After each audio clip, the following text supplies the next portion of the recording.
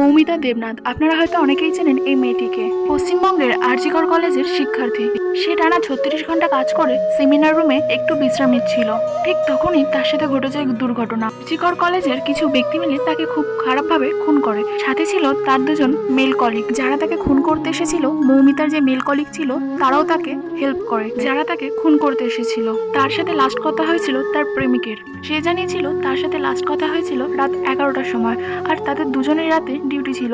সে তার প্রেমিককে জানিয়েছিল তার নাইট ডিউটি করতে একদমই ভালো লাগে না। তার প্রেমিকের সাথে লাস্ট কথা হয়েছিল 11টায়। তারপর তার কাজ ছিল বলে সে আর কল করেনি। সেই ছেলেটি তাকে অনেকবার কল করলেও তাকে কলে পায় না। তখন সে তাকে মেসেজেও খোঁজ নেওয়ার চেষ্টা করে, কিন্তু তার কোনো রিপ্লাই আসে না। সারা রাত কেটে গেলেও মৌমিতা দেবনাথের কোনো খবরই পাওয়া যায়নি। পরের দিন সকালে তার নিথর দেহ মেডিকেল কলেজের ভিতর থেকে পাওয়া যায়। তারপর সেই ঘটনাটি সারা জায়গা আস্তে আস্তে ছড়িয়ে পড়ে। শুরু হয় আন্দোলন। এদের সুরক্ষার জন্য সব শহরবাসী নেমে পড়ে রাস্তায় বিক্ষোভে আন্দোলন করতে। মেয়েদের কথা হলো এটাই যে এখানে কাজ করতে এসেও যদি কেউ সুরক্ষিত না থাকে, হসপিটালের ভিতরেও যদি এমনভাবে খুন হতে হয়, তো বাকি মেয়েদেরকে কিভাবে বাইরে কাজে পাঠাবে বাড়ির লোক। পরের দিন নিথর দেহ পাওয়ার পরে ওখানের কিছু ডক্টররা জানায় সে নাকি সুইসাইড করেছে।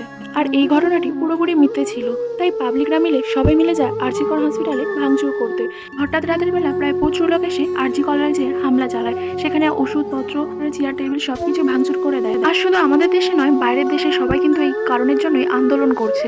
আপনারা দেখতেই পাচ্ছেন সব জায়গায় বিদেশে আন্দোলন হচ্ছে। মেয়েদের সুরক্ষাটা শুধু কিন্তু আমাদের দেশেই নয়, সব জায়গায় দরকার। মৌমিতা দেবনাথের প্রেমিকের থেকে জানা যায় যে তাদের নাকি 13 বছরের রিলেশন, আর সামনের বছরে নাকি তাদের বিয়ের কথা ছিল। প্রাইভেট কোচিং সেন্টারে থেকে তাদের দুজনের পরিচয়, আর কদিন পরেই নাকি তাদের বিয়ের পাকা কথা হওয়ার কথা ছিল। ঠিক তার আগে ঘটে গেল এমনই একটা ঘটনা।